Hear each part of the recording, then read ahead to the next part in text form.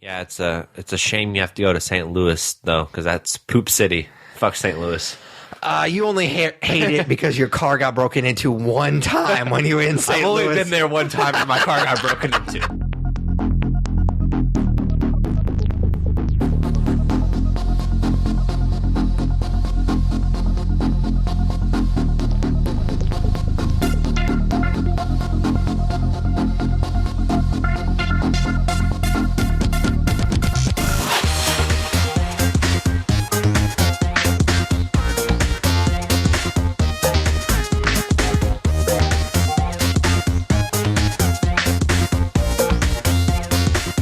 Welcome, nerds, to another episode of the Nerds You're Looking For podcast, a weekly nerd culture podcast that discusses nerddom through various segments. My name, of course, is Patrick Kuhn, alongside my co-host, as always, that Tyler Hunt. How's it going, man?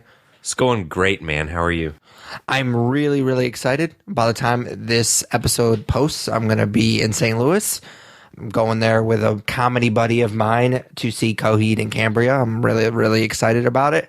I haven't seen them in a few years, actually, since we went and saw them at the Bluebird in Bloomington. Yeah, you and I. Yeah, that was a fun trip. It was cool seeing a band of that caliber in a small venue. Yeah, and I've never actually been to this venue, the Pageant in St. Louis, but I've heard it's not quite like the Bluebird is in Bloomington, but it's a very similar kind of an intimate setting. So I'm definitely looking forward to it. I mean, I'm looking forward to it not just because they're awesome and I look forward to seeing them, and it's been a while, but the atmosphere is going to be pretty cool. And one of the bands, or the band that's opening for them, the Deer Hunter, is really good, because I've always said for years that they're a really hard band to tour with. Well, I don't know personally, but as far as like a music person and following them throughout their career, they've toured with a lot of weird bands like Slipknot. And when I went and saw them the first time, I think they were co-headlining with Killswitch Engage, which I hate. There's completely opposite like types of music too. Yeah, for sure. They were actually, we got lucky. I think I might have told this story on the podcast before, but we went to see them and they were co-headlining with Killswitch, and we just got them lucky. It was lucky one night, the night that we went and saw them, it was their night to kind of open. So they were co-headlining. So they just switched back and forth each show who was actually headlining. Yeah. And so they went on before Killswitch. And so there was like a half an hour break. I went with my sister in Vegas and we were just like, yeah, let's just go. And so we bailed early. But yeah, they're awesome to see live. I'm really looking forward to it. It's part of their Never Ender tour. They're actually playing Good Apollo, Burning Star for Volume 1, which is, I don't want to say their best album because I really like almost all of their stuff, but it's definitely a really good album. So I'm definitely looking forward to it. Is that the one that Welcome Home is on? Yes. Okay, yeah. Yeah, so basically the idea, because they're a concept band and all their albums follow their story, well, all their albums except for their newest one, The Color Before the Sun, didn't follow their story. But what they do with their Never Ender is they just start an album and they just play the entire thing from start to finish. So I'm definitely looking forward to it. Yeah, it's a shame you have to go to St. Louis though, because that's Poop City. Fuck St. Louis. You only hate it because your car got broken into one time when you were in St. Louis. I've only been there one time and my car got broken into. Didn't they steal like just CDs or so? Like, No. Did they steal your battery or something? No, so I guess they got under my door handle and they stole the change dispenser from my console, so they stole my quarters, and then my hood was popped, and I don't know if they were trying to jack my battery or what, and somebody else came along and they decided to fuck it, but yeah, it could have been a lot worse than it was, but they did get my change. So your $5 in quarters. Yeah, I'm glad I didn't like leave at the time before I had a smartphone, like my GPS was in there, so I took that into the guy's apartment with me who I was staying with, but otherwise, I would have got that too, but just my change. Yeah. So for our younger listeners, GPS is the thing that we use to get around after MapQuest and before smartphones. Yeah, so then I wouldn't even been able to. You could have still navigate printed out some MapQuest directions. I could have. Well, I was still using that freshman year in college. I was printing out Really? MapQuest directions. So I get to and from Corydon or Louisville or no, 'cause Just your like family lived in within St. Evansville. Oh. Because I didn't know how to guess get that's anywhere in true. Evansville because I'd never been to Evansville before. So your car was just littered with MapQuest directions. Yep. It sure was. Look at you now. Yeah, for sure. All right. So we normally start off each episode by kind of just checking in with each other. We call it what we're into. So what are you into this week? I watched a documentary last weekend, Pat. I don't know if you were interested in this documentary or not.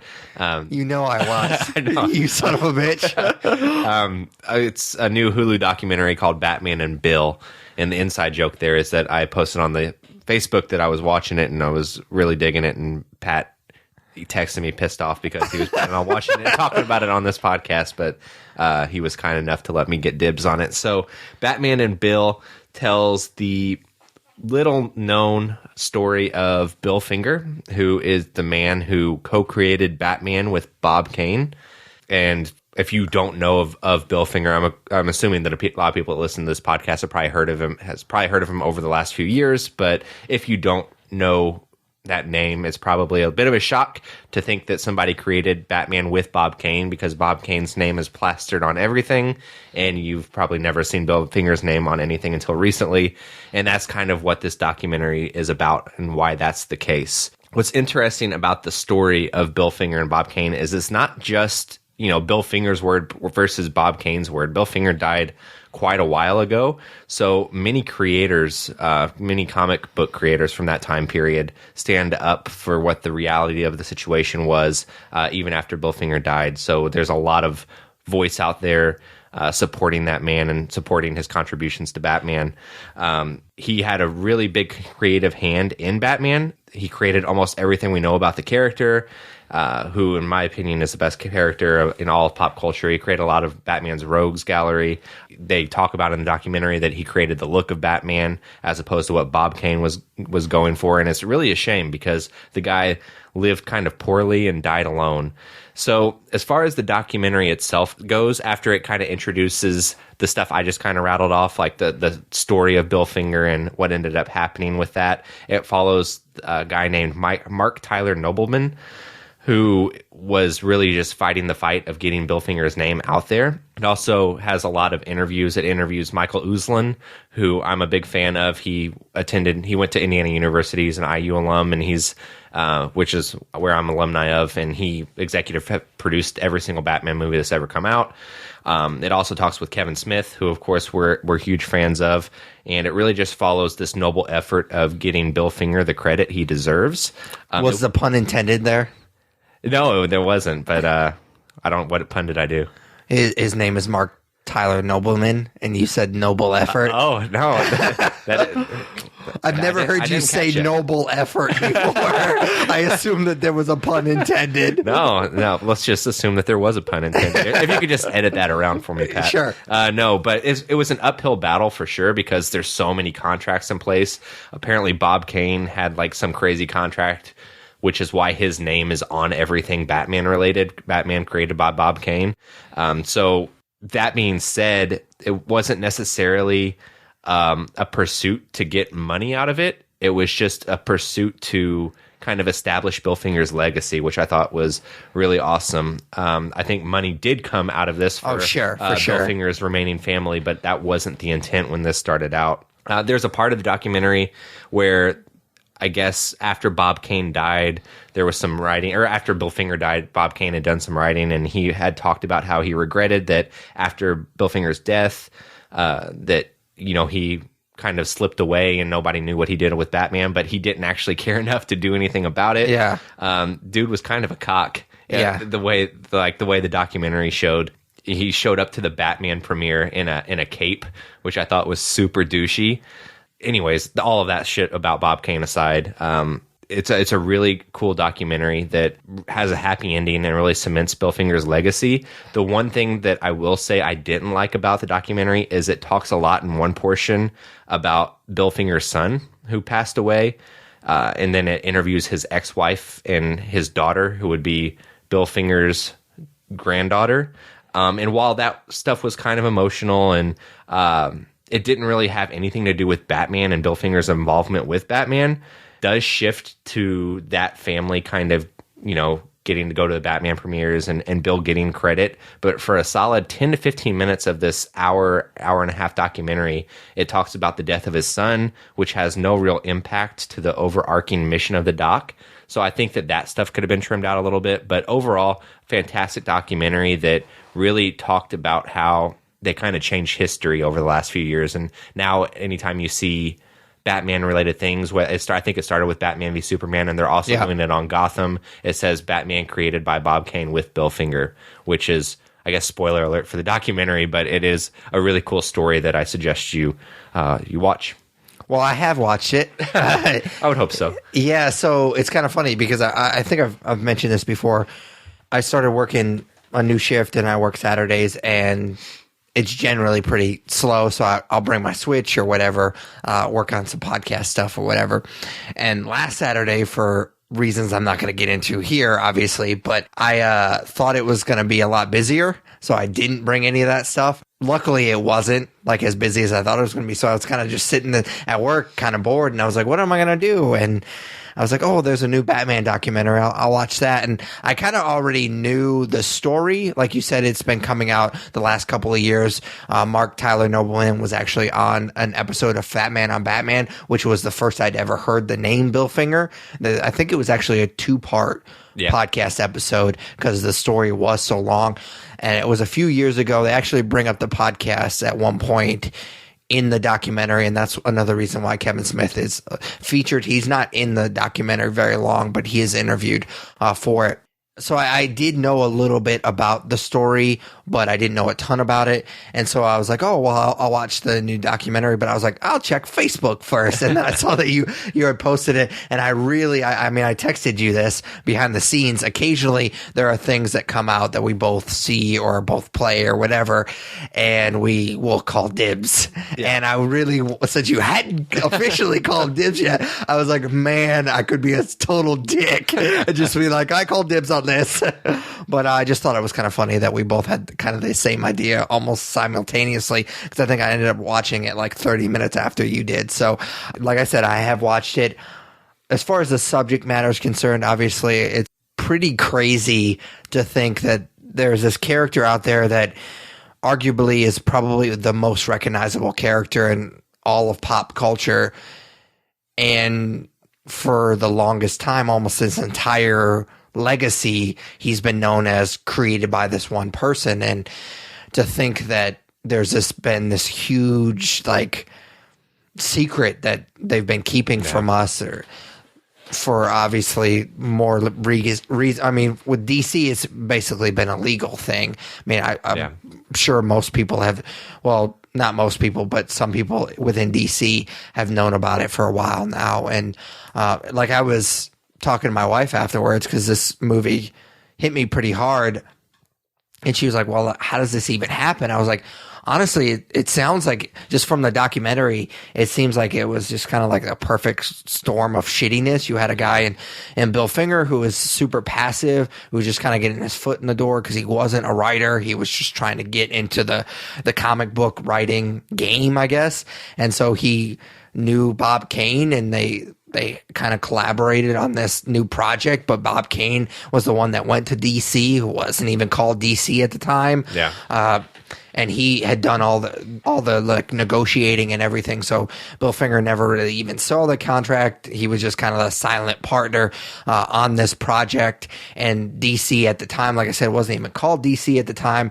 So they didn't really care. Like, they were just this little office. Like, they're not the huge multimedia company that we think of now. They were just like this small office building that kind of outsourced a lot of their projects.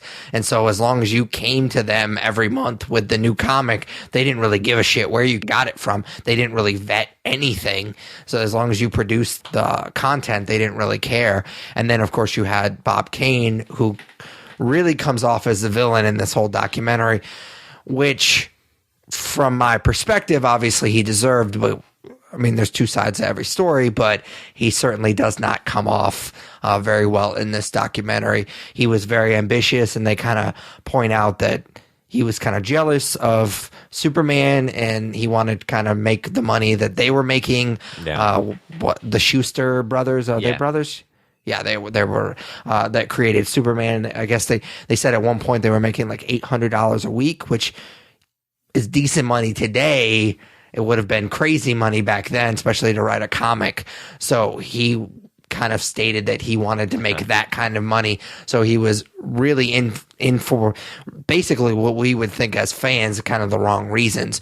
So he's definitely painted as the villain, and rightfully so. If half of the stuff they say in the documentary is true, some of it is his own words. I mean, they have him on recording saying that he should have given him credit and wishes that he had, but then he could have easily, like, it's almost like he's saying it like he had no like part in it whatsoever, like he had no control over it. He really did, and he could have. Obviously, like you said, like as far as the documentary is concerned, that little bit about Bill Finger's son didn't really bother me, but I did kind of check out a little bit when they started to, because there isn't a ton about Batman. Like, it doesn't really factor in what was happening. Yeah, we need to get to know the players, but honestly, he's not the biggest player in this whole thing anyways. No. So I don't think that, I think what they were trying to do is trying to create that emotional tie with the daughter, because she didn't have the best relationship with her father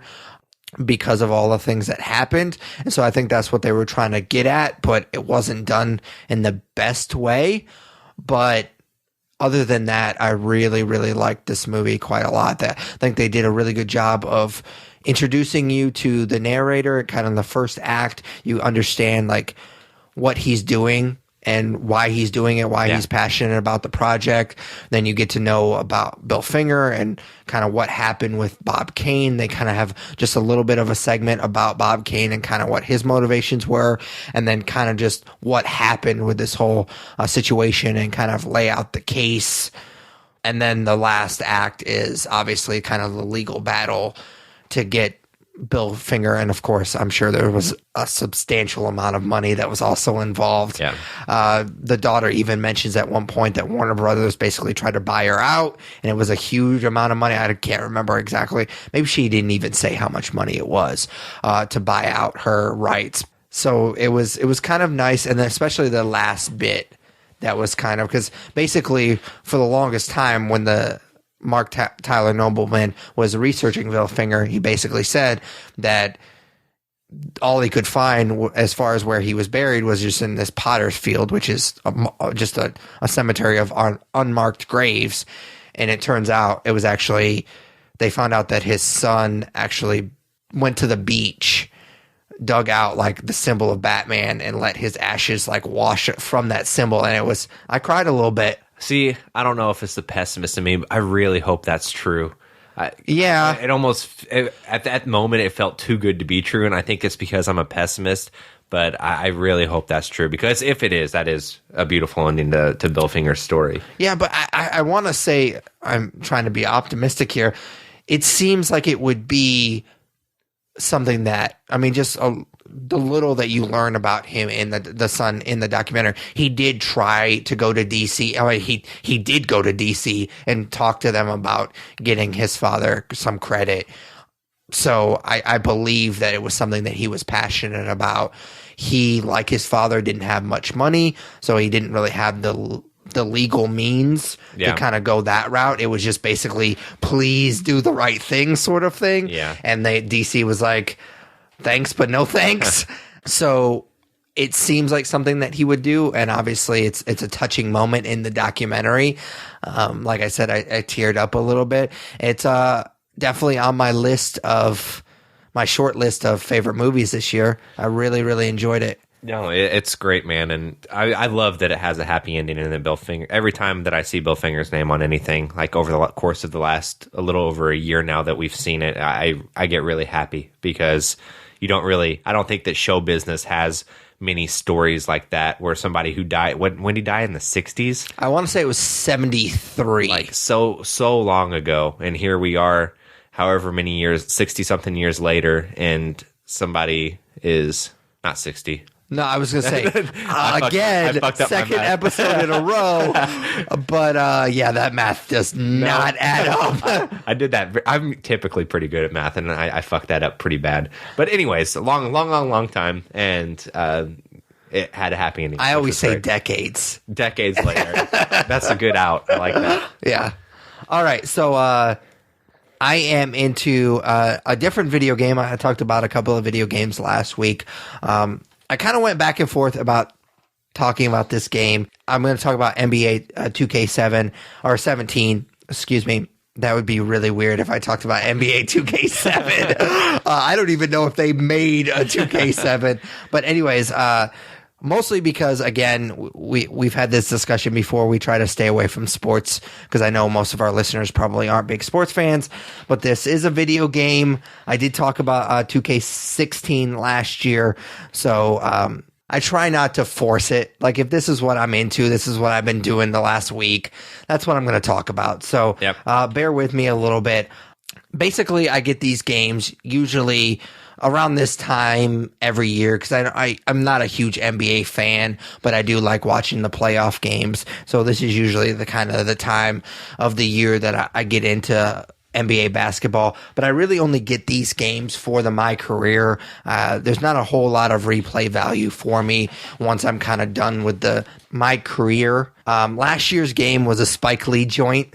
It was written and directed by Spike Lee, My Career. I talked about it last year. Wait, did you say a Spike Lee joint? Yes. I don't know that you're allowed to say stuff like that. I'm allowed because he says it. I'm allowed to say it, damn it.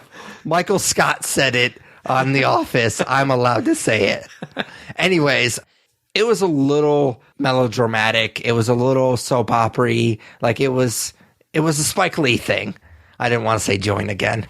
But this year, I think they kind of made an effort to tone down the drama a little bit. This year was written and directed by Aaron Covington, which I didn't know that name. I had to look it up. He actually helped write Creed, which Michael B. Jordan actually plays a character in this career mode in NBA 2K17. So obviously there's a connection there. I do like the off-the-court stuff in these games because, like I said, I'm a big sports fan, and one big thing that happens now more than decades ago is athletes, their kind of attempt to build a brand. Like, you don't see it much in football because they have the helmets on. It's kind of hard to see their face, and baseball is not super popular nowadays. So basketball is really... The players are really big about building a brand. And so there's a lot of off the court stuff. Like, there's endorsement deals, and there's like meetings that you have to go to, and these events that you have to go to. You're constantly being text messaged by your agent and all this other stuff. There's a lot of off the court stuff, and that's fun. But for me, I really enjoy just playing the game. And unfortunately, I kind of feel like this game is in that same rut that Madden was 5 years ago, where there's not a ton that changes from game to game. It's just almost like an update of the rosters. Yeah, you have a new story mode because a different person's going to take over it every year, and the story aspect of it is going to be a little bit different. And I'm actually kind of curious. I would never do this because, like I said, as far as I'm concerned, it doesn't have much replay value after you're kind of done with it. But they do have some choices that you can make in this career mode. So I'm curious to see, like, if there's like a good version or a bad, almost like Fable, where you could be a hero or a villain. Yeah. I wonder if you could do that in this game, because there's actually, you get drafted and you're the first round pick, and then Michael B. Jordan's character, Justice Young is his name, he actually gets drafted by your team as well, and he's a second round pick. And kind of at the beginning, he's not the friendliest to you, and I think he's a little bit bitter that you got drafted over him, and there's this whole drama thing. But eventually, just by like going to practice and stuff and like hanging out with him, we've become buddies in the game. Oh my god! Yeah, there's a lot of off the court stuff. I actually, it's a fun. I'm not really selling it all that hard, but I do enjoy it. So I wonder if there's a way, because you can kind of make choices about how you interact with each other. So I wonder if there's a kind of a villain where he doesn't like you and you don't become best buds. Anyways, I will say at one point he invites you to go to a barber shop. And Hannibal Buress is the barber. I mean, he's a different name, but it's Hannibal Buress, and it's really, really funny. If you don't know who Hannibal Buress is, he's a stand-up comedian, and he's really, really fucking funny in this game. Like, he was, if you ever saw Nice Guys, he was the Bumblebee in that really weird, like, drug scene. So Hannibal Buress is really, really funny, and he's really funny in this game. But like I said, I'm not a huge basketball fan. So I play this game a little bit different than I play Madden because I'm a huge football fan and I know a lot more about football than I do basketball. So I don't play this game probably the best way that you could play it. Like, I'm all about like transition and fast break because I don't know basketball. So when it comes, like, when the game slows down and it's like half court offense, I don't know what I'm doing. But like in football, I can play like you're supposed to, like how you would actually see the game. Like, I run the ball and I know how to read coverages and stuff like that. But in basketball, I know almost nothing about it. So I don't know how to run a play or anything. I just run around and hopefully I get open so I can shoot the ball. Yeah, I don't know. The thing with the NBA, I love college basketball, but the thing with the NBA is I roll my eyes super hard at all of the off-court stuff that kind of takes so you would hate over this the game. And the fact that they incorporated it into this video game is just mind-blowing to me. You actually do get to play college basketball like 4 or 5 games in this game. Really? Yeah, I think they only have like 20 teams that you can pick from because you're the number one recruit that year. And so you get to pick whatever team you want to be on. Yeah. Big Georgia Tech fan in general, like football, baseball, basketball, all that stuff. So I picked Georgia Tech, but you only get to play like 4 or 5 games. But it's still pretty fun because they don't make that college basketball game anymore because of legal reasons. So it was still kind of fun to play at least a little bit of it. Yeah, for sure. If they still made the college basketball game, I think I'd play that. Because I really liked basketball games back on like the Nintendo 64 and the PlayStation 2. But I just haven't played them in years, and it sounds like they've outgrown me a little bit with the off-court stuff. So I don't know that I'd ever be interested in picking it up again. Yeah, I'm just a big sports fan, so I kind of get into some of that stuff.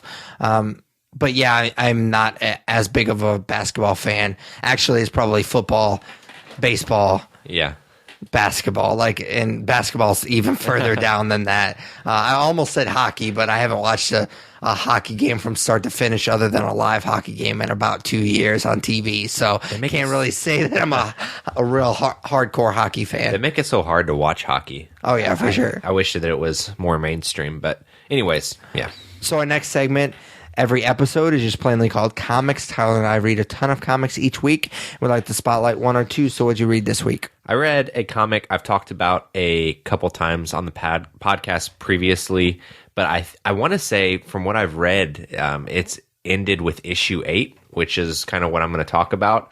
And that comic is She-Wolf. Okay. So I talked about it a couple times in its first 4-issue run. So it was kind of split into like the first 4 issues as a volume and the second 4 issues as a volume. So issues 1 to 4 introduced a character named Gabby, who I had talked about. It was her life as she came to terms with her dual identity as a werewolf. And, she kind of discovered this world of demons and vampires. And those first 4 issues followed her. Issues 5 to 8, which I'm going to talk about a little bit more, is called Black Baptism. And it follows a new chapter where it kind of shows her younger sister, whose name is Lizzie. She also is kind of coming to terms with being a monster, but she doesn't have the guidance of her sister because her sister was forced to flee the family after what happened in issues 1 to 4. And if any of you guys remember the first couple times I talked about this comic, I've been pretty mixed on it throughout its entire run.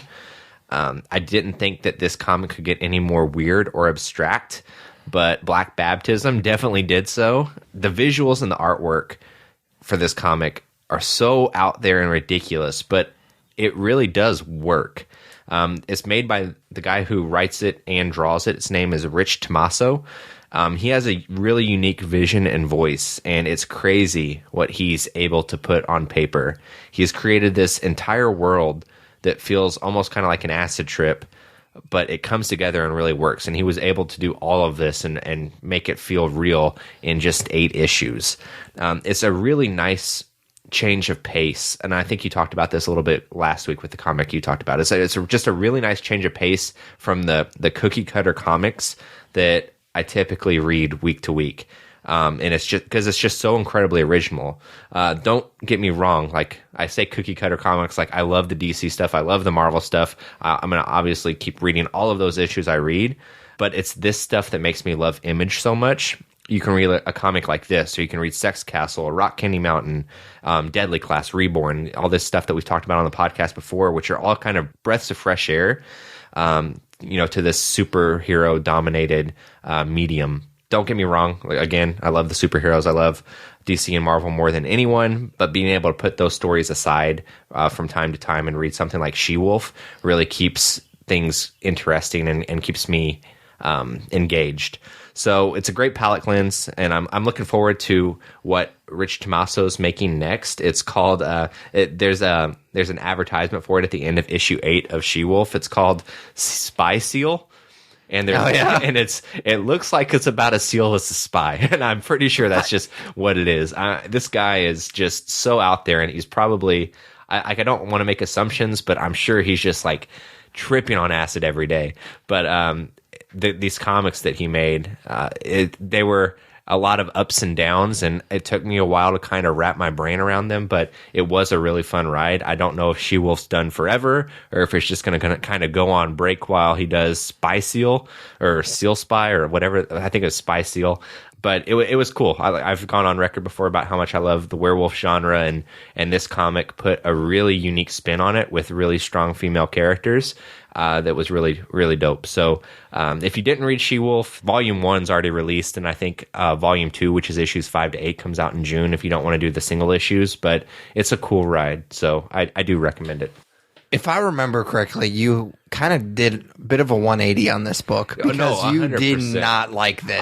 I remember saying the last time I talked about it that it was like a train wreck, and that I couldn't look away, and that's why I kept reading it. But then I remember vaguely, and maybe I'm misremembering it, that you said something to the effect that if this is a comic book, that you could do a comic book. So the artwork is out there. And at first, not knowing Rich Tommaso's work, apparently he's somewhat well known. I don't know his work, but his is very abstract.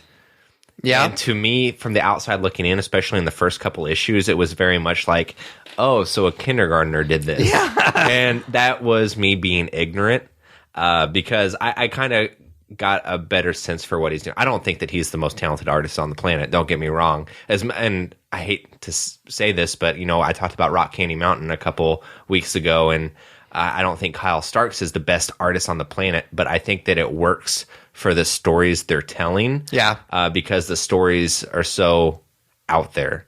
And so it kind of makes sense for the artwork to kind of be out there. And like I said before, not so much cookie cutter. So, yeah, I pretty much did a 180 on this. Black Baptism kind of opened my eyes a little bit, I think. Issues 5 to 8 kind of. The more I read it, the more I got bought into it. So I do recommend She-Wolf quite a bit in the long run. And I'll try Spy Seal, but I don't know. I don't know where he's going with that one, so we'll see. It sounds like it's pretty obvious where he's going with it. I mean, the seal's wearing like a little hat, and he's a spy. Yeah, I don't know. So that comes out in August. That sounds real dumb. I'm sure I'll talk about at least issue 1 in August, but this guy's definitely got a vision for sure. What'd you read, man? Well, I'm going to talk about Amazing Spider-Man Renew Your Vows #7. This is a book that we've talked a lot about. I try to keep it fresh as far as like I try to talk about a lot of different #1s, so it's not like we're talking about the same book over and over again every time a new issue comes out. But the reason I wanted to bring up this issue again, or this book again, is because this book definitely has a big nostalgic factor to it. It's kind of a big what if. What if Peter Parker and Mary Jane stay together? What if they still had that kid? Because of that nostalgic factor, I think they definitely understand that, And the last 2 issues, 6 and 7, was a really quick 2-issue story arc where they brought in the X-Men, but they're not drawn in a way that the X-Men are drawn now. They're drawn in a way that kind of reminds you of the 90s cartoon. Cool. Yeah. I don't know. They didn't actually come out and say that that's what they were doing in the comic, but it's too much of a coincidence that Cyclops looks exactly like he does on the cover of my first season of the X-Men cartoon. There's just no way that that's not what they were trying to go with. And I'm a huge fan of that cartoon. For a long time, that was what I knew of the X-Men, was what I saw on that cartoon. Like, I was just a big fan of that. Like I said, it doesn't like come out and say that that's what they're doing. Some of the characters' story is a little bit different than actually what happened in that cartoon from what I remember, but it's just drawn almost exactly the same. So they're definitely playing on the nostalgic factor. At first, with issue 6, I was a little bit disappointed with how simple they brought the 2 characters, the 2 franchises, or whatever you want to say, together. But now that I know that it was only supposed to be a 2-issue story arc, it kind of makes sense that they wanted to keep it simple, because you don't want to spend too much time getting them together if you're not going to have like a 4 or 5 issue arc. If it's just 2 issues, you want to get them together as quick as you can and get the shit going. And so I actually originally was a little disappointed, but now I kind of understand. That being said, I wish that it was longer. Like, I enjoyed a lot of the stuff that was in there, but everything felt weird. Like, it felt rushed, and it seems kind of silly, because this is a big franchise. Obviously, Amazing Spider-Man's a big franchise, but it's kind of a unique opportunity, because it's not like anything that happens in this book is really going to affect anything with the character. It's just kind of a fun story. Like, what happened if in this other universe he still was married to Mary Jane and he had this kid and they all had powers and they worked together as a team. Yeah. So it's not like the stakes are all that high in this book, because nothing, like I said, you could kill off one of these characters and it wouldn't matter, because the actual Amazing Spider-Man that supposedly matters, I mean, they're all great stories, so they all matter in their own way. But as far as the canon's concerned, it's not going to affect anything that's happening in Amazing Spider-Man. So why would you make this only 2 issues and make it feel rushed? Because basically, it being an X-Men story, obviously, Magneto plays a big part of it.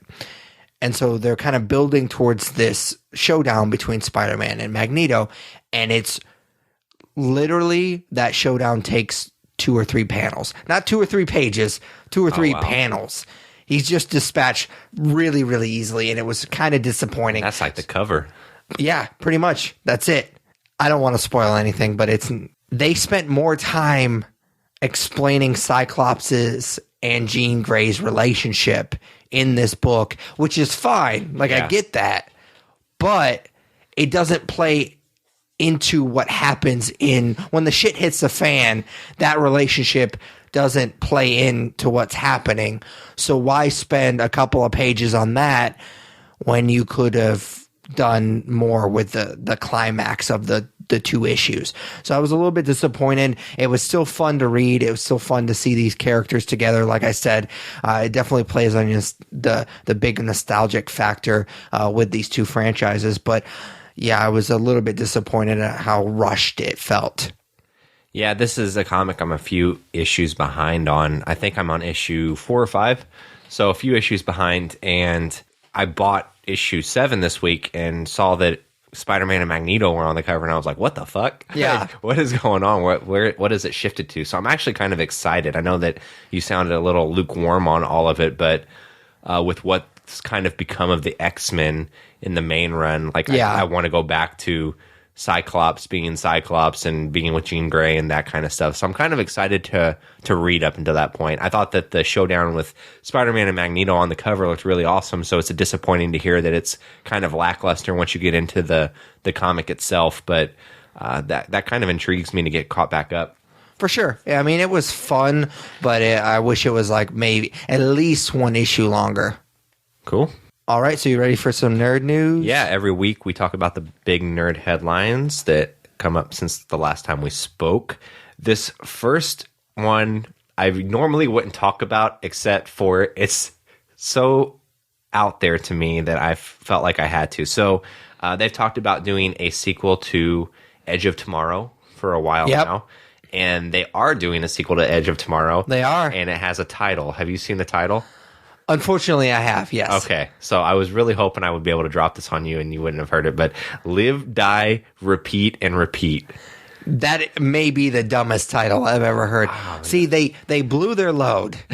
Okay, so what happened with this movie is it was called Edge of Tomorrow. Yep. And I guess they decided when the Blu-ray came out that they didn't really like that title. It didn't really do well in the theaters, and they were trying to rebrand the movie, and so they called it Live, Die, Repeat. If they hadn't done that, like it's literally on my Blu-ray. Yep. It says Live, Die, Repeat, Edge of Tomorrow. Or maybe it's the other way around. It doesn't matter. Anyways, they basically try to rebrand it, kind of almost retitle the movie. If they had just kept the first movie, Edge of Tomorrow, they could have called the sequel Live, Die, Repeat and been done. They blew their load on this stupid rebranding. That's the craziest title I've ever heard. It's the dumbest fucking title I've ever heard. And I really like Edge of Tomorrow. And it's such a good movie. Such a good movie. I wish they weren't making a sequel, but now not only are they making a sequel to it, they have an awful name for it. So super disappointing, but I guess Tom Cruise and Emily Blunt are coming back for it. I was super bummed when they tried to rebrand it because I really loved that movie. But now it makes me a little sick. All right. So this next one, I don't know that you would watch it, but there was a new trailer released for Blade Runner 2049. It was the second trailer, and I'll be real honest with you, didn't even know there was a first trailer. So it's the second trailer. It shows kind of more of, I think, where this movie's headed, and it looks really dope. So a little bit behind the scenes, I watched Blade Runner for the first time last weekend, and that movie has such a huge cult following, and I can appreciate that. But if I'm being completely honest with everyone, I was a little let down. It wasn't what I expected, and maybe that's my expectations going into it because of all the great things I've heard about it. It's not that it's a bad movie. I'd give it like a 3.5 out of 5. But yeah, a little let down. But this trailer is fantastic, and it looks like they built like this huge world and this huge idea with the first Blade Runner that they barely even tapped, and it looks like they're going to be able to kind of bring a lot of that to fruition with this movie. So it kind of highlights Jared Leto in it a little bit. He's playing the villain, I believe. Dave Bautista's in it, and of course Ryan Gosling and Harrison Ford. So I'm really interested in this movie. It looks very science fiction-y, very fun, and I hope that it answers some of the questions that the first one left unanswered. Yeah, unfortunately, this is one. It's so weird that we're both big movie nerds, and you just watched it for the first time, and I've never seen it before. Yeah, I don't know why. I guess it's just one of those movies that has the cult following. Like, I don't remember there being opportunities to watch it. Yeah, growing up, like it was never on TV. It was almost like you had to get the DVD or you had to get the Blu-ray or something. Sure. So I finally dug into it, but I definitely suggest. Obviously, I'm sure you will. Before that movie comes out in October. But the next headline is about Hellboy. They are rebooting Hellboy with David Harbour and I think I pronounce his last name different every time I talk about him, but from Stranger Things, he's going to be playing Hellboy, and they're going a different route with it. Obviously, Guillermo del Toro and Ron Perlman will not be involved, and this is going to be an R-rated, grittier version of Hellboy. And personally, I'm not very familiar with the Hellboy comics. I'm only familiar with what I've seen in the movies. It does seem like a character that could probably be a little bit more R-rated and a little bit grittier, but I hope that they don't go too far with it. I hope that there is still a little bit of a fun element, because at the end of the day, it is a guy in red prosthetic makeup. So yeah, I think that David Harbour was a good casting for that role. And I'm excited to see if they can maybe do something a little bit more interesting than what Guillermo del Toro put out, because those movies, while they're okay, Like, it's not something that I consistently watch over and over No. again. I know you really hate the Golden Army. Yeah, I absolutely hate that movie. It's definitely one of those things that I'm intrigued by, but it's one of those where I can go to the movie and kind of rest easy because it's not a franchise that I really care that much about. Yeah. So I'm not really emotionally invested in it. So if it's fun, then I'm all for it. I'm going to be really pleasantly surprised by it. But if it's shitty, if it's Golden Army again, then I'm fine with that too. Well, I'll be pissed at the time, but we'll probably end up reviewing it, and so you guys will hear me bitch about it, and that'll be the end of it. Yeah, so I that's a really good way to put it. Like, I'm excited, but if they do screw the pooch, it's like whatever. Yeah, exactly. So last one is that Donald Glover is going to be doing a Deadpool cartoon for FXX. So not much else was released about it. I doubt that it's going to have any ties to the movies. It's probably going to be more like an Archer type thing. It's an adult comedy, but FX and like Fox and 20th Century Fox really seems to be doubling down on the X-Men franchise television wise, because I believe Gifted also got picked up. Yep. So they have Gifted, they have Legion, now they have this as well, which is pretty cool. But I wonder how they're going to balance that with the Deadpool movies and what Ryan Reynolds thinks of all that. I'm sure, like you said, it won't have any tie-ins whatsoever. I'm glad that he's doing something a little bit different. He seems kind of like a nerdier guy. Yeah. And so I kind of like that he's doing a little bit, just kind of doing his own thing. Obviously, he does have a relationship with that network, being the same network that he does Atlanta with. I don't know if he's on FX and this is going to be on FXX, which obviously it's the same people. It's so weird that they did that. But I'm excited for it. I'm not like... my expectations aren't super high or anything like that, but he's a really funny stand-up. So I think that he could. Yeah, obviously, he's proven that he can do comedy with Atlanta, and he was obviously really great in Community as well. Even though I don't think he had much creative force in that in that show, it was just him being an actor. But that still obviously takes comedic chops to pull that off as well. So I'm definitely excited, but it's not something that I'm going to be really invested into. Yeah, he is a very busy guy, and he seems to be kind of being recognized for his work here lately with a lot of the stuff he's involved with. So he's going to be a big name over the next few years, and it's pretty cool to see him find success. For sure. All right, man. That's all I have for Nerd News. All right, so our main topic this week, we're going to be reviewing another movie. We are going to review King Arthur, Legend of the Sword, which is written and directed by Guy Ritchie, who is, for me, most known for Snatch, Sherlock Holmes, most recently Man from U.N.C.L.E., which we reviewed last year or 2 years ago, something like that. Which this movie, as the title would suggest, follows Arthur, played by Charlie Hunnam, who was orphaned as a toddler as he unlocks the power of Excalibur and leads a rebellion against his uncle, the king, which was played by Jude Law. For me, I had pretty low expectations for this movie. Really, the only expectations I had were due mostly to Guy Ritchie. He kind of brings his own style. He's one of those directors that has never seen a Dutch angle that he didn't love. So he definitely has a certain style to him. I really like his style. I think he's really talented as far as moving the camera around and kind of his work behind the camera. His last few films have kind of been lacking in the story department. I don't know if he's the best storyteller. I kind of wish that he would shift more to kind of just directing instead of writing and directing. He wrote this, but he also wrote it with a couple other people. But one of which I think is his producing partner as well, which I should have written down that name. But so I don't think that he's the best storyteller when he's not telling like a British gangster story. Yeah. And even those, like Rock and Roller, wasn't even that good. Like I didn't really like that movie that much either. So no. I think maybe it was just he kind of hit lightning in a bottle with Snatch and Two Smoking Barrels, because even Revolver is super weird. But if I remember correctly, Revolver has this like weird time travel shit in it too. So which obviously I'm not a fan of, and I've talked about that before. But I don't know. I think that he's much better as a director and just kind of as a, not to oversimplify it, but like as a cameraman, like he knows how to shoot things.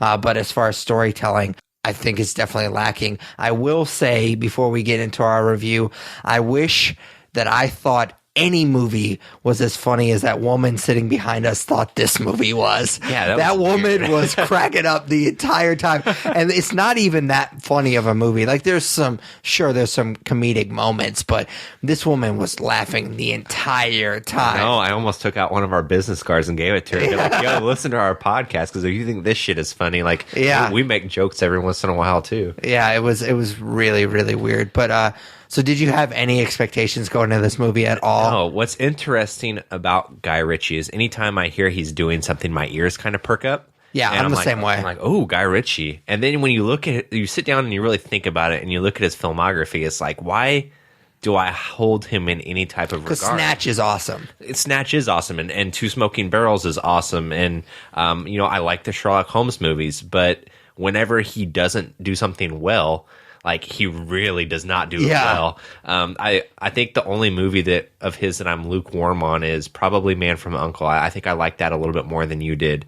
But most of his movies are either, oh, I love it, or oh, I hate it. And so I don't know why his name has that effect on me. So that being said, we probably didn't need another King Arthur movie, but the fact that Guy Ritchie was doing it kind of made me interested for sure. But I will say that the trailers for this movie were god awful. Oh yeah, and so I also did not have much of an expectation going in. Yeah, that kind of actually brings me to my first point with my broad strokes. I'm so tired of these types of, you think you know the real story, but you don't know those types of films, even though this movie didn't actually say that, because I've actually seen movies that actually say almost that exact thing at the beginning.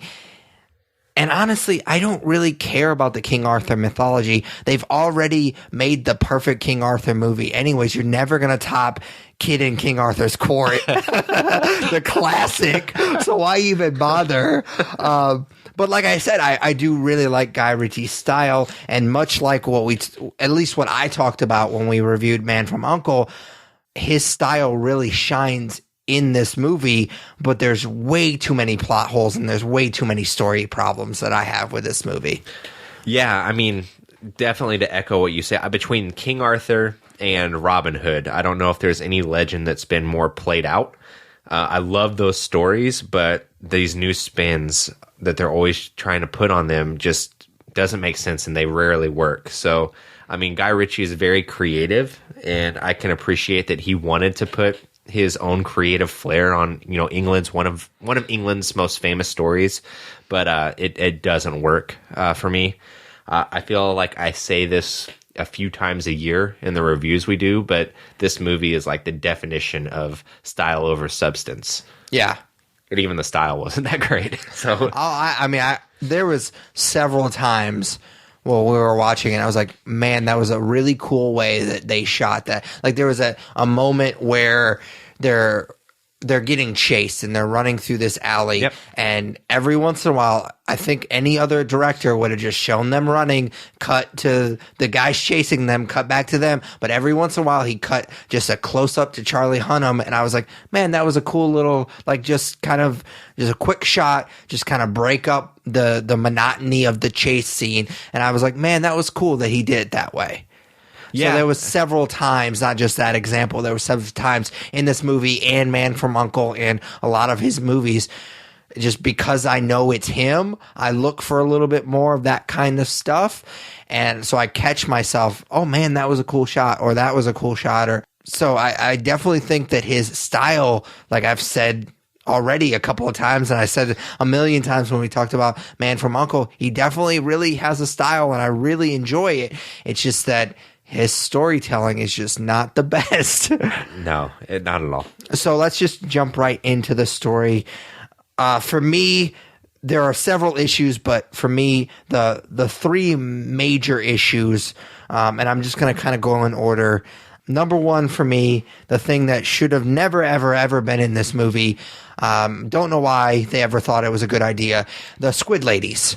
Really, really stupid. There was three reasons why I did not like the Squid Ladies. number one is it's really fucking stupid. Number two, stupid, and it was not explained. No, not at all. And this is going to kind of tie into my second major plot hole that I have with this movie, is it wasn't needed. So I'll go right into number two, is the tower. There is a tower in this movie, and it's kind of like the ticking clock. It literally only serves as a motivation for the characters to do what they need to do right away. It's just that ticking clock trope that you see in a lot of movies. Again, like the Squid Ladies, it was never really explained exactly why. Basically, the idea is Jude Law is building this tower, and the higher the tower gets, the more supernatural powers his character obtains. Never explains why that's the case. Nope. Not very, very little. It's briefly explained that that's the case. So, if that is the case, why do you need the Squid Ladies? Because the Squid Ladies... So the idea behind them is that if you're willing to pay this price, and I'm not going to spoil what the price is because it is kind of an emotional moment, even though that it didn't hit with me. Don't know if it hit with the lady that was sitting behind us that thought everything was really funny, that was obviously digging this movie. But there's a price to pay, and they were basically, for a short time, make you a superhero, essentially, basically, or a super villain. Turns you into Skeletor. Yeah, exactly. It reminded me much like a video game, like a boss battle sort of thing. So if you build this tower, and the taller the tower is, the more supernatural powers you get, then why do you have to go to the Squid Ladies? You never have to do that. If you have supernatural powers, why do you ever have to? He never uses the powers except for 2 times in the movie. One to light a stupid fucking candle, and the other he plays with this like fireball, and then that's it. It's never explained. He never uses the powers in combat. No. And he only ever goes to the Squid Ladies 2 times. The first is to kind of accomplish the goal, which is a coup in the early part of the movie. You kind of see that in the trailer, so it's not really spoiling a ton, which they could have done something different. They could have still done that and not had the superpower ability. It would have been much more effective had they not. He could have easily like snuck up on him or something like that. They could have easily gotten away from that and not had the stupid fucking Squid Ladies. And then the second time he uses it, if he built the tower high enough, he could have just used his superpowers. And that could have been the exact same fight could have gone down the exact same way, except for he doesn't have superpowers. Yeah. Or he doesn't have the Squid Lady superpowers. He had the supernatural superpowers. Either way, if we were doing our like comic book redo thing that we do every once in a while, I would say scrap both the Squid Ladies and the tower and place it with something better. But if you're giving me the choice, I would get rid of the Squid Ladies and just keep the tower and make the tower more important and actually explain it. The third problem I have with the story is Arthur's character development. The fact that there was very little in this movie, and I actually thought that Charlie Hunnam did a pretty good job. I thought his character was actually really interesting. They just did a really shit job in developing it. And there's 2 major examples of that. One, again, you kind of see this in the trailer. He gets orphaned as a toddler, and he grows up in this brothel. Basically his entire life up until really like a week or 2 or a month or whatever, how long it is before the shit hits the fan, is done in about a 2-minute montage sequence. Yeah. I would have really liked to see that. I think it would have, because this character is obviously the title character. He's obviously really important, the most important character in this story. It would have been really beneficial to see some of that hardship, not just in 10-second clips. Yeah. I mean, I think the montage was really well done, but it would have been more effective had it been drawn out a little bit. Get rid of the Squid Ladies. There's 10 minutes right there, and you could have made more of the brothel stuff. And then there's another point later in the movie where he goes to Darklands or whatever that place is called. Fucking Christ. That could have been really cool, except for the creatures were stupid, and you couldn't tell that he was anywhere other than just the country of England. Like, they didn't make it cool at all. Him a half mile down the block, and he was in the exactly. Darklands. That could have been a lot cooler. So they should have like definitely CGI the fuck out of that scene and made it cool looking, and showed me more of that. Because again, I want to see those hardships, because when he overcomes it at the end of the movie, spoiler alert, I guess. But I mean, it's, if you know King Arthur, you know. Yeah, I mean, he's not going to lose at the end. Yeah. But it's not a fucking music video. Like, all we ever saw with him, he could have been such a cool ass character. Yeah. And I really think that the character that we see at the beginning with Charlie Hunnam with his gang is a really cool character. I like him a lot. We just didn't get to see that guy that much, and we never got to see him develop into that guy. And I was really, really disappointed with it. I don't know. I don't know that I would say we disagree on this point, but I'm not sure why someone thinks they can successfully turn the legend of King Arthur into a London crime drama. But I liked that. Like, that's kind of his wheelhouse, though. Let's be honest. And you're taking, when you do movies like this, everybody knows the story of King Arthur. So if you're just going to make a generic King Arthur movie, why even bother? So yeah, I am tired of these movies like, hey, you don't know the real story. Those type of movies, like I said, as long as he's putting his own spin on it, I can kind of understand, and that is his wheelhouse, and I appreciated that. I just didn't get enough of that. Yeah, I don't know that King Arthur needed the science fiction twist. Like, the Darklands stuff didn't hit with me. All of the giant animal stuff didn't hit with me. But there is a supernatural with Merlin and the wizards, or what they call them, mages in this. But for some reason... Also not really explained. No, not explained at all. And maybe that's why I had such the weird issue with all the weird animals that, the explanation is it's magic. And this is a little different, but I also hated that all of the characters in this movie looked like they were plucked from modern day and placed in medieval times. Like, Charlie Hunnam looks like he just stepped off of the set of Sons of Anarchy and now he's King Arthur. Like, it didn't feel like a medieval movie to me. It felt like Lock, Stock meets King Arthur, and it just didn't work for me. It wasn't as dull as I was expecting. I thought the trailers made it look really dull, but I thought it was really incoherent and really messy. There was a lot of unnecessary filler that made it feel bloated. Squid Ladies is a prime example of that. I thought the Darklands stuff was, if they explained it a little better, like you said, it could have been cool, but that whole portion of him kind of training with those people after he gets Excalibur felt really mucky to me. They tried to be clever, and the lady behind us thought that it was working really well, but anytime they tried to display any type of wit, I thought that it felt really flat. Nothing about it stuck with me or fueled my imagination. It basically muddled on for 2 hours and then never carried any type of emotional weight that I felt invested in, and that's kind of how I gauge a movie.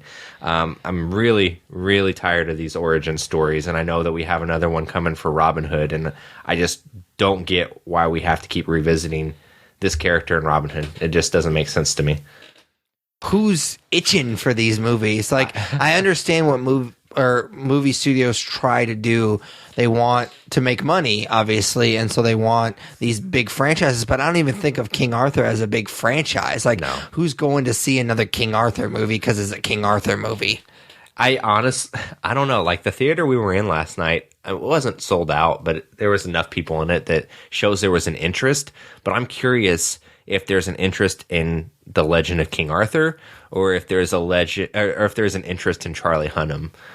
That probably played a little bit of a part. I mean, there is a scene, and it's in the trailer, that is literally just him without a shirt on, and for no other reason other than the fact that it's him without a shirt on. Yeah. And he does some shadow boxing, and that's it. Like, there's no reason for him to do that either. But it's music video time, and which obviously I was not a fan of. But I don't know if it's probably a little bit of that. It's probably much less of it being King Arthur, and it's probably a little bit more of it being the only movie that came out this week that was really going on, like had anything going on. Yeah, True. Also, the only reason we're reviewing this movie, to be completely honest. It's pretty bad that Snatched has a better Rotten Tomatoes rating than King Yeah, Arthur. you had mentioned this as we were walking in because we were kind of talking about, because when I first looked, again, I just kind of glance at the percentage. I don't really read the reviews because I knew we were reviewing it and I don't want that to seep in. But it was 9% when I looked at it a couple of days ago, and I texted you because I was shit talking about because it's your movie for Rotten Tomatoes, and it's gone way up to like 22 now, which is a huge upgrade from 9%. But you had mentioned this is going to be probably going to end up being our lowest movie so far since we've done the draft, which is crazy to me because we had Dawn of Justice, we had Suicide Squad. I just don't get me wrong, this movie deserves a lot of the hate it's getting, but 22% is a little drastic. I don't see how I can't really, I guess I can't really, be too matter of fact because I have not seen Snatched, but it does kind of blow my mind that movie has a better rating than this right now. Yeah, that movie can't be good, man. No. Anyways, let's just dive right back into King Arthur and talk about the performances, unless you had any more with the story. No, I mean, it wasn't great. Yeah, that pretty much sums it up. So performances, obviously there's two big ones, Jude Law and Charlie Hunnam, and I couldn't think differently about both performances. Yep. Like, they're both on the opposite ends of the spectrum. I just don't think that Jude Law is a very good actor. I really, really don't think that he's good. And I don't know if it's just because Guy Ritchie, because he was in the Sherlock Holmes movie. Yeah. But I mean, he's not a big star, is he? Like, Not to me. He's, as far as I'm concerned, obviously, as far as you're concerned, he's not on our radar as like a big star. Like, does he have that much name recognition? Like, why is he in this movie? He's not good. He's more well known for fucking his maid than he is for the movies that he has created. So, I mean, there's that. Yeah, I don't know, man. I've never seen him in a movie that I was like, yeah, he was good. Like, he was all right as Watson, but I really liked Robert Downey Jr. as Sherlock, and he definitely got overshadowed. Yeah. But he's not a good actor, so I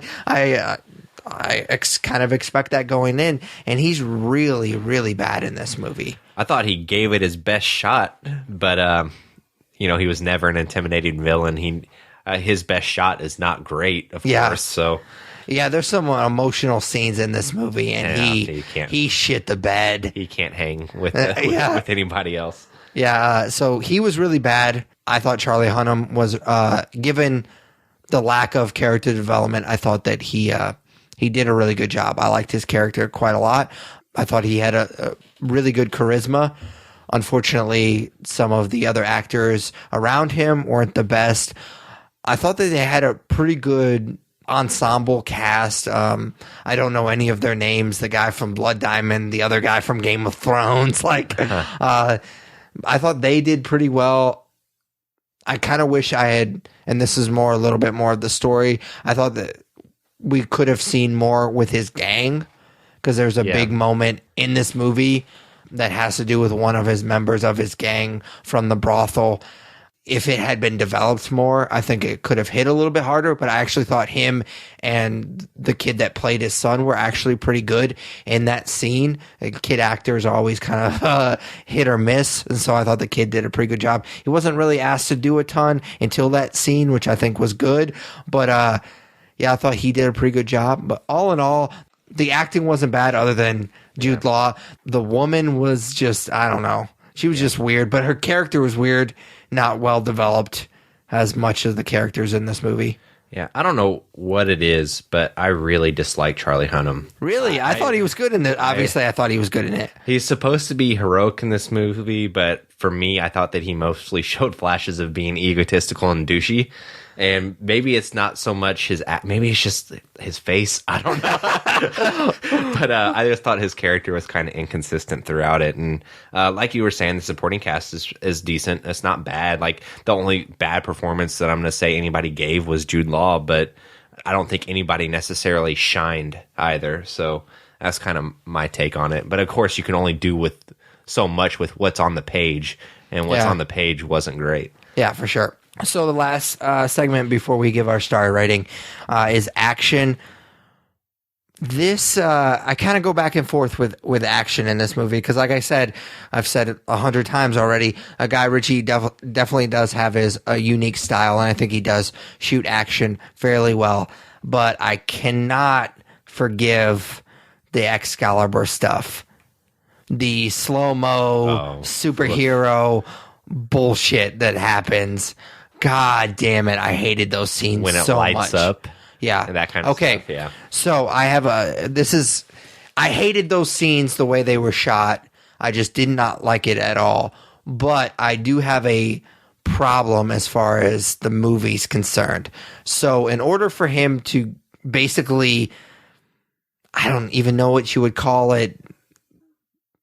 I can't even think of a name. Like basically to use the power of Excalibur, you have to put both hands on there. So he does it twice in the movie. The first time, it's real quick, kills all these guys, kind of passes out, doesn't know, or he doesn't pass out after that, but he kind of just doesn't really remember what happened.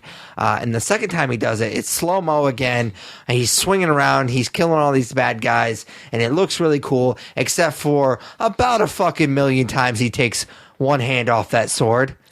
Wouldn't that deactivate the power of Excalibur? And the entire time that was happening, I was like, nope, he would not be doing this right now. Like, it really kind of bugged me. But those scenes were really bad. Like, I just didn't like the way that they were shot. Like the CGI and everything in that was pretty lame. I would have rather seen him just go at it, because he's kind of built up to be this badass. And these guys that, especially in that first scene, they're basically at his old stomping grounds with all these guys that he trained with. Yeah. They're supposed to be all these badasses. I would have rather see those 10 guys take out that 100. And I thought that would have been a really cool scene instead of that slow motion sand in the eyes bullshit that we got. Yeah. I don't know. The action in this movie had a lot of fast cutting. Oh, yeah. And it didn't work for me. There were definitely some cool moments here and there. But I thought the fight scenes were just incredibly edited. And I found them hard to follow at times. Ritchie has this creative vision, and I don't think that his filmmaking mixed well with this material. I dislike the cinematography, not just from an action/fighting standpoint, but everything in this movie is CGI. Yeah, and it didn't feel medieval at all. And I would have rather it be like the fighting and the effects been much more practical in a movie like this. But it was just a little too over the top, and they tried to do too much. Yeah, I can see that. All right, so star rating? 2. I'm going to give it 2 as well. I don't know what I gave Man from U.N.C.L.E. I'm sure it was like a 2.5, maybe even a 3. I don't want... I think it was probably ended up being a 2.5, which seems right. Because I definitely dislike this movie more than Man from U.N.C.L.E. Like, I could see myself rewatching that movie. Yeah. I'll never rewatch this movie again. Yeah. Being a huge Disney guy, like we've established multiple times on the podcast, I am super fucking nervous about Aladdin. Oh, yeah, I forgot that he was doing that. Oh, no. It's going to be another Prince of Persia. It's funny. I read an article the other day, and they specifically referenced Prince of Persia, saying they don't want it to be Prince of Persia. But I don't know if Guy Ritchie knows how to make anything else, man. Is he writing it? I would imagine not, but... I mean, that's your only hope, man. Because, I mean, I love Aladdin, excuse me. But I obviously don't have the attachment that you do to it. Yeah. So again, like I said with Hellboy, like to a more of an extent than Hellboy, I have an attachment to Aladdin. But either way, it's not going to... If that live action adaptation is not any good, it's not going to ruin my thoughts on Aladdin. No, I mean, I'll always love the original a lot, but it will be definitely something like, you had one chance, and you had Guy Ritchie do it, what are you thinking? As long as he doesn't write it, I think he'd be all right, because he does have, like I said, I like his style. It seems like you've soured a little bit on it. I'm more soured on his storytelling. Like, what happened to the guy that wrote Snatch? Like, where's that guy at? I don't know, man. I don't know. You think he got the Aladdin gig because of the giant snake? Like, oh, he can really do giant snake action really well. I forgot that was even in there. Yeah, that was another part of that movie I hated, by the way, was the giant snake. 'Cause why not just be the giant snake all the fucking time? Was she the giant snake? That's what I got. That's what I thought. I didn't understand where the snake came from. So Jude Law kills this other snake. Does that activate the giant snake? I was very confused. But and the venom, did that protect Charlie Hunnam from the giant snake? I do not know, man. Anyways, let's be done with this movie. Please, so 2 stars forever. Yeah. So 2 stars for the both of us. So our last segment, we'd like to cap off each episode by kind of asking a really nerdy question. The subject changes from episode to episode. It's my week because we take turns each episode asking the question. Since we just talked about King Arthur, Legend of the Sword, and there's so many King Arthur inspired films, I thought it'd be kind of fun to ask what your favorite of those films are. Obviously, it doesn't have to necessarily be about King Arthur, just a King Arthur inspired film. For me, if you listen to our top 10 films of all time, those episodes, it should be pretty obvious that mine is Monty Python and the Holy Grail, even though that's a very loose interpretation of the legend of King Arthur. It still has King Arthur in it, and it's just the funniest movie pretty much ever made. It's one of those movies that I have watched probably the most. I could never get tired of that movie because the joke density in it is just absolutely ridiculous. And there's something that I see every time. As I've grown up, I watched it as a kid and I thought it was funny just for the coconuts and just the random things that are just funny. And then the older you get, their humor is so subtle on so many things that there's things that I just didn't get as a kid, and then I rewatch it every once in a while and I'll catch stuff kind of like the same way that I do with the rest of the development. There's so many jokes in that show, similar to the Monty Python, that there's layers upon layers, and so there's something that I catch every time that I watch that movie. I love that movie so much. It's kind of the reason I am who I like to think that a lot of my personality is tied to how funny I am, and that movie has a big part of it. So it's Monty Python and the Holy Grail is my favorite King Arthur inspired film. That would probably be mine as well, but like we typically do for the sake of conversation, I'll try to think of something else. I watched Kingsman this morning, which I'm not going to use as my answer because that would be way too loose, but they do. Oh, yeah, I was going to say. They do use the Arthur mythology and their names and whatnot, and they kind of say that I guess it's implied that they came from those times or whatever, but or it's been around since those times. But again, I won't use Kingsman, although that is a fantastic movie. Instead, I just Googled really quick once you put that question out there just to see what my options would be. I haven't seen a lot of King Arthur movies, and the ones I have seen aren't particularly good, like the 2004 one with Keira Knightley. Oh man, they tried so hard to be get away from everything you know about it. Yeah. I think that was one of the films that I've seen that literally says you thought you knew about King Arthur. No, so I haven't seen I've never seen Excalibur. I've heard that's pretty good.